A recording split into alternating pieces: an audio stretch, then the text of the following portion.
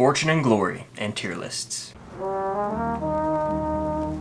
What's going on, guys? I'm Chris and welcome back to another video. So today I got another Indiana Jones vid as Dial of Destiny hit theaters this weekend. I am ranking all of the characters from the 5 films. Now, not every single character in the Indiana Jones canon is going to be included on this tier list, but I tried to get about 35 or so characters here that have significant roles in the films. Again, not every character from this franchise will be featured in this video, but I got what I claim to be the most important ones. If you think I've forgotten any that deserve to be on this list, let me know in the comments down below. But hit that like button, subscribe, and hit that notification bell to help me reach my goal of 80,000 subscribers here on the channel. And of course, check out my Patreon. I just revamped it where you can get early access to videos, access to Patreon exclusive videos, live Q&As, and of course, the Discord. We're talking Dial of Destiny spoilers over there right now, so go check it out if you're interested. Your support goes a long way. But without further ado, let's dive into this tier. Alright, so the tiers I have today are best of the best, great, solid, meh, and bad. And first up's Indiana Jones. This list is randomized, but I intentionally put Indy at the front because we just gotta talk about the obvious here. He's going at the top of best of the best. No one's taken his spot. He is the ultimate action-adventure hero in filmmaking, period. He is the childhood hero of mine. Harrison Ford embodies this role so well. He's got the humor, he kicks a lot of ass, you can't help but root for the guy, he's charismatic. I could go on and on. Indiana Jones is not only, like I said, the ultimate action-adventure star, but just one of the ultimate movie characters of all time. He's up there for me, might just be my favorite movie character ever. This franchise would be nothing without Harrison Ford as Indiana Jones. He makes it what it is, which is great, and he deserves to be at the top of best of the best. Moving on, we've got Belloc. They call him Belosh. Belloc. Belloc. That's one of my favorite lines from the movie in Raiders when we see Sala mispronounce his name. It's fantastic. But Belloc is the French archaeologist who is Indy's rival in Raiders of the Lost Ark. And honestly, I think that he poses a really great threat. Him and Indy have some great conversations about archaeology as a profession. They have this rivalry. Belloc's a little dirtier, Indy's more, you know, by the books, follows the rules, but I honestly think Belloc deserves to be in the great tier because he is probably, of the main 5 movies, I think he's probably the best main villain. He has those iconic lines, and even his evil laugh at the opening after, you know, he sends the Jovitos to kill Indy. It's iconic, so he definitely deserves a spot in great. Moving on, though, we've got Dean Charles Stanworth. Now, this is a very minor character in Crystal Skull.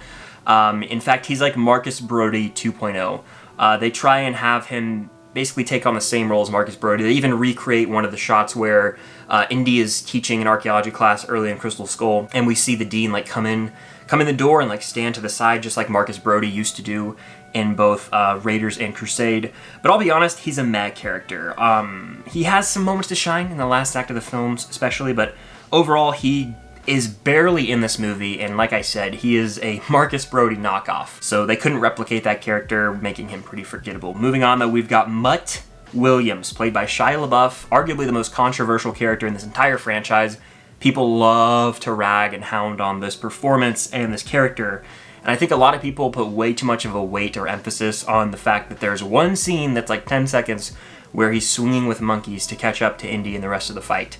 Other than that, I really love the introduction of this character. He's a hothead greaser who is like telling Indy all these things like, I didn't finish school.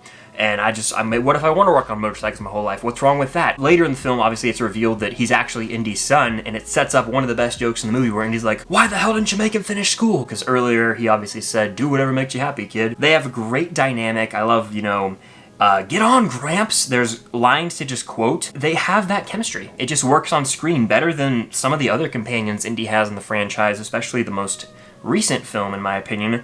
But I'm putting Mutt in solid. I really think this character gets way too much hate. He's Indy's son, and Shia plays the character really well. There's a lot of charisma here. I have to go solid with Mutt Williams. Moving on, though, we've got the Grail Knight. This is a weird one for me. This is a character, again, not really in the movie that much. He has one of the more iconic lines from Last Crusade, "You have chosen poorly, you have chosen wisely." But other than that, he doesn't do too much. I feel like I can't even put him in the solid tier just because of really any lack of substance with the character. Yeah, he's got some words of wisdom, and he's got a sweet role in the movie, but I think I would go top of meh. And that's no disrespect to this character. It's just like, when you're looking at the entire lineup at the bottom of this tier list, I can't justify putting him in the solid tier. Then we've got Mac Jonesy. This character, honestly, he had some humor to Crystal Skull for sure, with like the whole, I'm gonna break your nose, and then he ends up breaking his nose, and he's like this double, triple agent thing. It's interesting, to say the least. He's the representation of greed, which ultimately gets him in the third act of the film. Again, he feels like a classic indie character, so he might deserve a spot in like solid or meh. I'm torn as to what, to really put him in. But then I look at this list, I'll go, right now, Mac is back of solid. He just adds that humor to Crystal Skull. The charming nature of the character almost feels like something from the original Spielberg movie. So Mac is going in the back of solid for now. He could drop to meh, but we'll see. But next we have, and forgive me if I mispronounce his name, because I likely will, Chatar Lal, I believe is how you pronounce his name. This character's a scumbag. I mean, he is literally a liar. It's seen in Temple of Doom when he lies in front of the British as well as Indy about the existence of the Thuggee. They've got the whole thing going on underneath the palace. I never cared for this character. Honestly, bad. I don't care. I do not like this character whatsoever. Unlikable from the start. Always just gave me the ick, has been shady, and I have to go bad with this character. Next we got Marcus Brody, though.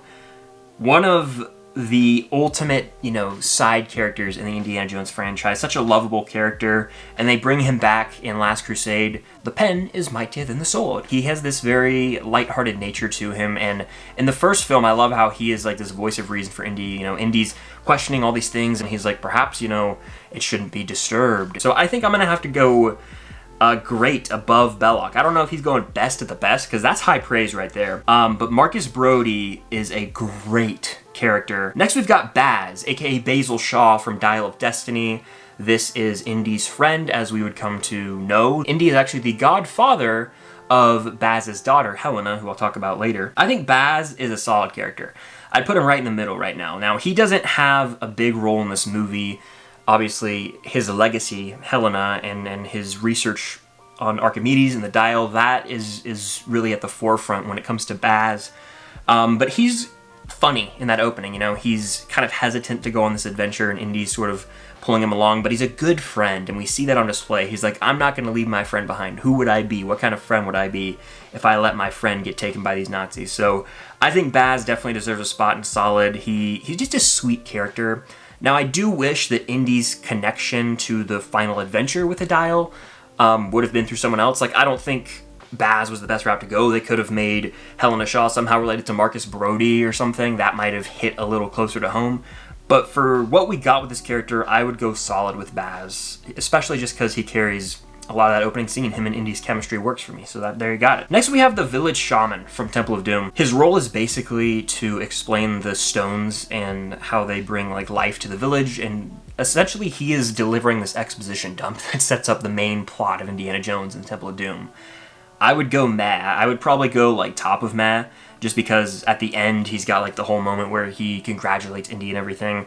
But the way that he delivers those lines, there's that ominous tone. It really starts to set up the dark overall tone of Temple of Doom, because it's by far the darkest indie film. So top of meh feels appropriate for someone with that little screen time. Moving on though, we're going Crystal Skull, the movie everyone hates. We've got Dovchenko, I believe is how you pronounce his name. This is the big buff Russian villain that Indy has to have his fist fight with, and the ants. The ants ultimately end up getting him. Big damn ants. But I would say this character is meh. Aside from being a physical force to be reckoned with, I mean, he's any other generic military presence in a movie, and there's nothing special about this character. I would probably go damn near back of meh, almost a bad character in my opinion. Moving on, we've got our second best of the best character, Henry Jones Sr. going right behind Indy in best of the best. The introduction of Sean Connery in this franchise in The Last Crusade, spectacular. I mean, the father-son duo, it really doesn't get better than that in movies, period. It is the ultimate father-son story, a Father's Day film, might I add, and just his humor in this film, it hits. Junior! I love the way that he just calls them that the whole time. And then at the end of the movie, when Indy goes to reach for the grail, he goes, Indiana? The score kind of swells a little bit, and it's like, oh my gosh, this is a perfect moment. It sends chills down my spine. He is a best of the best character in this franchise, and absolutely deserves to be right behind Indy in that top tier. Next we've got Lao She, who is in the opening of Temple of Doom, which is a cheesy opening, but a lot of fun and just different for the Indiana Jones franchise. Still has that magical feel of Raiders. I would go solid with Lao She. I'd put him like right here. I think Mutt's a better character. Lao She, there's not a lot to him. He's your typical sort of mob boss type of character, but there's just something about the way that he cons Indy with the poison and then ultimately setting up Indy on the plane that would dump him, you know, out in the mountains. I just like him. Something about his performance in the very brief screen time he has at Club Obi-Wan, I gotta go solid with Lao She. Moving on, though, another best of the best. We've got Marion Ravenwood, the ultimate love interest. She's great in Raiders. They bring her back in Crystal Skull, and she does have a role in Dial, though I won't say to what extent for those who have not seen the movie. I'm gonna put her in best of the best, right behind Indy and Indy's dad, just because I love the father-son duo so much.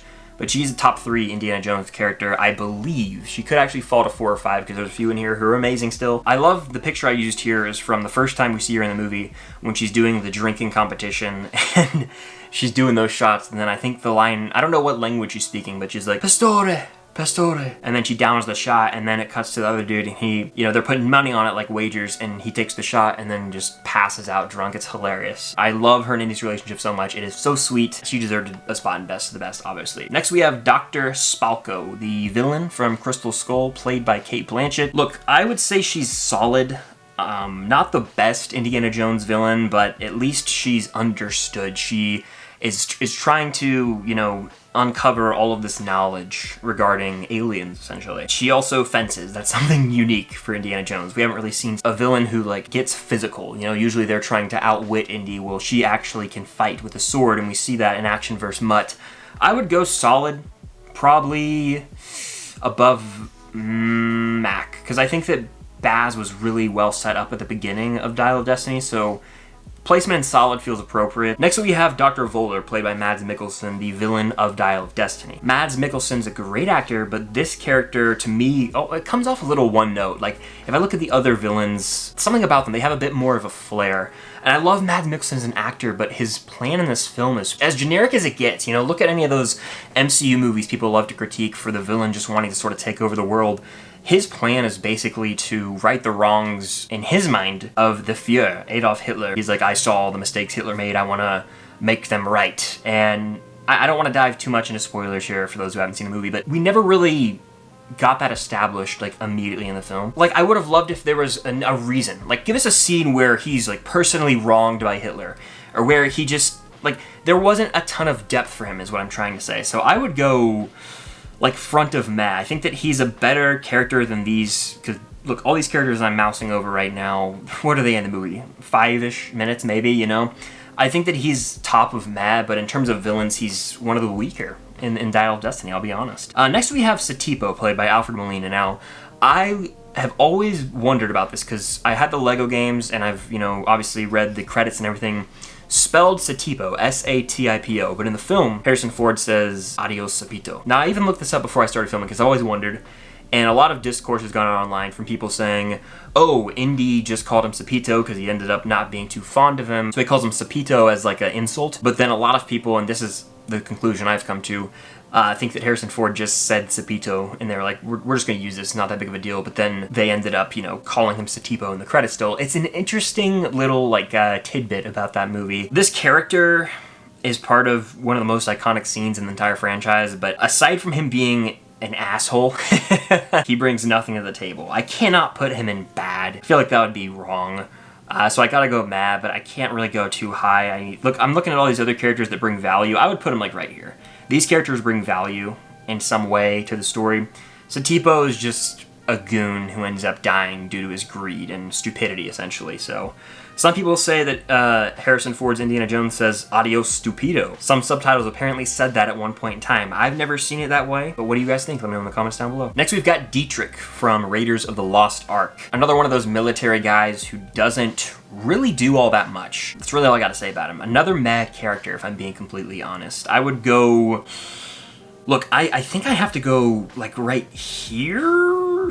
Honestly, if I'm sort of ranking these off, like, personal preference at this point, and I think these characters above him have a stronger presence in the film. Dietrich is there, and he's one of the Nazis. There's two others that have more of a menacing presence, Belloc being one of the two, and the other we'll talk about later on in this video. but Dietrich was always kind of just the scumbag to me, and that's really it. So if you're looking at it through that lens, yeah, I guess he does a good job, but what can you say? Next we've got Short Round, Dr. Jones! I love Ke Huy Quan in this role. I honestly would probably say Short Round is a top tier character. Like, who am I kidding? Short Round's going in best of the best. He's the best part of Temple of Doom. He adds so much humor to the film, and in a film that's frankly dark as hell, he adds like a little glimmer of hope to the movie. And I love the way that he kind of views Indy as this father. Obviously, we get the tragic backstory on him. He lost his parents. I would have loved to see this character appear in a later entry in the series. I don't know if that will ever happen. I think Indiana Jones as a franchise is pretty much done. But if they ever decide to do some sort of spin-off, I want to see Short Round go on some adventures. That would be a lot of fun. But his placement right here in Best of the Best feels appropriate. Next we got Vogel, who is like the head military presence in Last Crusade, the Nazi.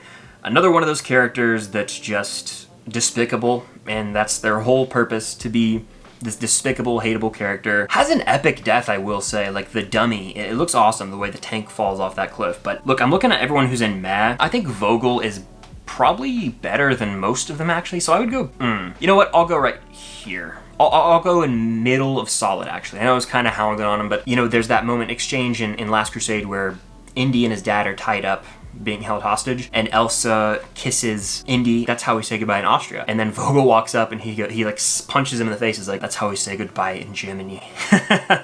He's got those great one-liners, and I would say solid feels appropriate, especially because I have Lao She and solid. It's like, Vogel probably deserves to be there too, so that feels appropriate. But anyway, moving on, we got Walter Donovan, the main villain of Last Crusade. I'm gonna put Walter Donovan in great behind Belloc. This is probably the second best villain in the franchise, behind Belloc, obviously. Walter Donovan is selfish. All he cares about is the Grail and eternal life, but he's acting like he's in it with the Nazis, but in reality, he doesn't care about them. He just wants the Grail for himself. He is conniving, he is backstabbing, everything you love about a villain, and the twist with him is great, because when you watch the film, you know, multiple times, he tells Indy right before Indy goes out to Venice, he says, don't trust anyone. That comes back to bite Indy in the butt. He literally said, don't trust anyone. So, what can you say? He deserves a spot, and great. Then we've got Sala, one of the best right-hand mans, just period. I love this guy so much. He is hilarious in Raiders, but he's also so supportive and helpful towards Indy. He comes back in Last Crusade, and the same thing applies. He is right there for Indy, one of his best pals. I'm gonna go, honestly, above Short Round, I would say, in Best of the Best. I think Sala is awesome. He's just so quotable, and the way that he'll just bust out into song, I feel like I can relate to that, because sometimes I just do that randomly, so there you have it. Next we've got Helena Shaw. This is Indy's goddaughter, the character played by Phoebe Waller-Bridge in Dial of Destiny. Look, Helena was really unlikable for a lot of this movie to me. By the end, I sort of came around to her, but for a lot of this movie, I didn't appreciate the way she was treating Indy. She is sort of a con artist in a way. She is a trickster. Like, she gives a great performance, but I didn't love her chemistry with Indy as a character. I would put Helena in the solid tier. I think she's, you know, above her dad. So I'd put her right here, but I can't go much higher. I feel like middle of solid is an appropriate placement for her right now. Very middle of the road character, but kind of unlikable for too much of the movie, honestly. Next we have Elsa, who is the love interest, sort of, in the third film, Last Crusade. Obviously tricks Indy and everybody. She's charming at times, but at other times you kind of just hate her. She plays both sides so well. Probably have to put Elsa in great. I would put her at the back of great, but I think that she is a great character, the way that she, you know, misguides Indy early on and leads him on. And then that whole reveal that happens when she's revealed to be a Nazi. The first time I watched the movie, I was like, damn, didn't see that coming. Of course, I was probably 8 years old or something. Young. I was under the age of 10, so I was very gullible. But she's a great character in this franchise for sure. Next, we have Boyd Holbrook's character. I believe his name is like Clabber. Sorry if I mispronounced that, but he's the trigger-happy governmental type of agent that's working with Voller in Dial of Destiny. And I love Boyd Holbrook, especially in Logan. So to see him here in another sort of villainous role was neat. But aside from being trigger happy and that making for some comedy at times, I can't really say this character is all that. I have Voller, the main villain of Dial of Destiny, at the top of Meh. Boyd Holbrook's character is going to have to go behind that. So I would probably put him like right here. I feel like Dietrich from Raiders is a better character than Boyd Holbrook's character, so that can only be the correct placement. Next we have Willie from Temple of Doom, a character who's received a lot of criticism over the years for being irritating, and let's cut the crap, she's very annoying. Most of the time she is screaming and just causing a ruckus for short round and indie, and it gets irritating to a certain extent. Like, it's just enough is enough. She's definitely the weakest love interest out of any indie film, and sure, there are some sweet moments between her and Indy, like they're trying to playfully seduce each other at one point in Temple of Doom, and it's pretty great, honestly. Like, the humor there works. I think that I just have to go solid with her. I don't know, she's not a bad character. She's better than, well, I'm looking at everyone mad, she's better than them, you know, because she adds a little bit more value to the film. So she's a solid character. Now it's just like where in solid. I'd probably go over these two from Crystal Skull. I'd probably go over Baz, and I guess reluctantly I'll put her here. As irritating as she is to me, there's something about the chemistry of the trio in Temple of Doom, Short Round, Indy, and Willie, where, like, if I look at her as a part of that trio, I'm more forgiving towards her attitude a lot of the times. So putting her there in solid feels fine for now, even though she really gets on my last nerve a lot of the time. Next we have Kazim from The Last Crusade, someone who is willing to do whatever it takes to protect the Holy Grail, and he only has a few lines in the movie, but his presence is felt. I think he has a line, it's right when they're on the boat, and the boat's being sucked into the propeller, and Indy's like punching him, beating him up, and he's trying to figure out where his father is. Basically, Kazim is like, my soul is ready, Dr. Jones. How about yours? Something along those lines. That line always gave me chills. I put this character in solid, probably like right here. That's tough, let me think. Right here. And I know that's weird, because he had like a little role. But that role really had an impact on me. That one line, beautiful. I think that he deserves a spot in solid. Next we have Teddy from Dial of Destiny, the young kid who gets kind of swindled into this whole adventure with Helena. This is a mad character. I think the villain Volar's better, so Teddy's going in mad. Now where in mad? I'll figure that out. I think over Boyd Holbrook's character, so right there feels right. He ends up playing a pretty crucial role in the third act. I won't say how. I've seen a lot of people critiquing that.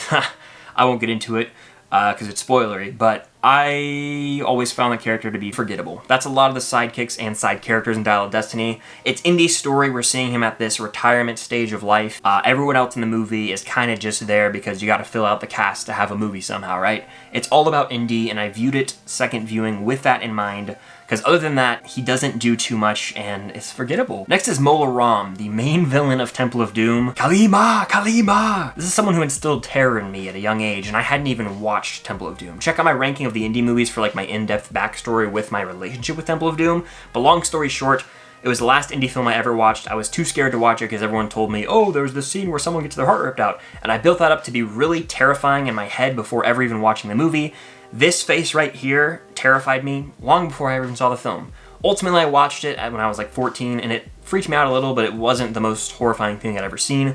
Mola Ram's presence is horrifying. Again, he's like this cult leader, essentially, who literally rips a dude's heart out. Like, he does some dark, messed up stuff. All he really cares about are these stones, and there's not a lot of depth to his character. I think he's better than Volar from Dial of Destiny, but I can't go too high. I feel like solid is definitely the highest I can go with Mola Ram. I would probably honestly put him like right here. I think he's a little better than Lao She, but I think Kazim had more of an impact on me. Mola Ram, terrifying villain, but as an actual character, not as great as you might expect him to be. Next we got Jock. I just had to throw Jock in here. I know that he has like one line, oh, that's just my pet snake Reggie. Show a little backbone. He's funny, and he's in the opening scene of Raiders, and that's all she wrote. I think Jock deserves a spot in solid just because of how funny he is in the opening, but other than that, I mean, he doesn't do anything. He flies the plane that gets Indy out of the opening action scene. That's really it. I would go like right here in solid. I think that feels appropriate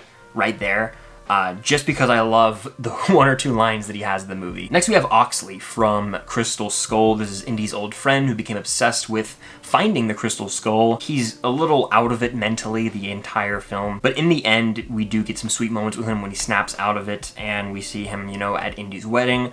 I would say this character, yet another solid entry. There's a lot of solid characters in the Indy franchise I've come to find. Where is the interesting question? I think he's definitely over these two Crystal Skull characters. Over these from Dial, I would put Oxley like pretty high in solid, actually. I would put Oxley right here. I always liked him a lot, especially because I think they do a good job of setting up him and Indy's relationship, especially through Mutt and Indy's discussions.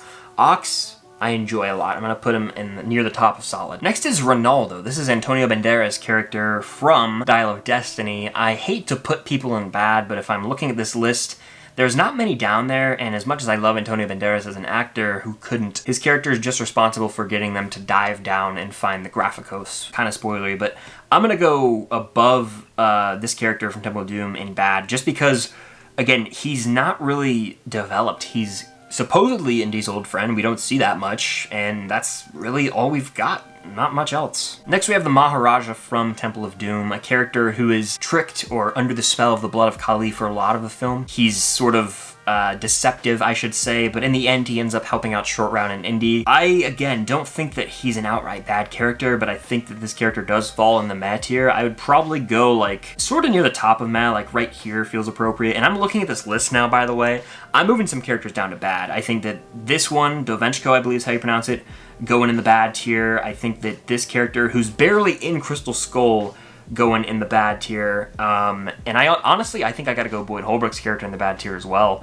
Just kind of even this thing out a little bit. Those characters all have these minor roles that just don't do much or provide much to the film, in my opinion. And then there was one, that is Arnold Toht, who is from Raiders of the Lost Ark. What a menace he is. It's hilarious when he gets the Staff of Ra headpiece burnt onto his hand. He's maniacal in a way. The way that he speaks just instills terror. Ultimately, he has one of the most epic deaths in this franchise. It is so impressive how they pulled it off in 1981.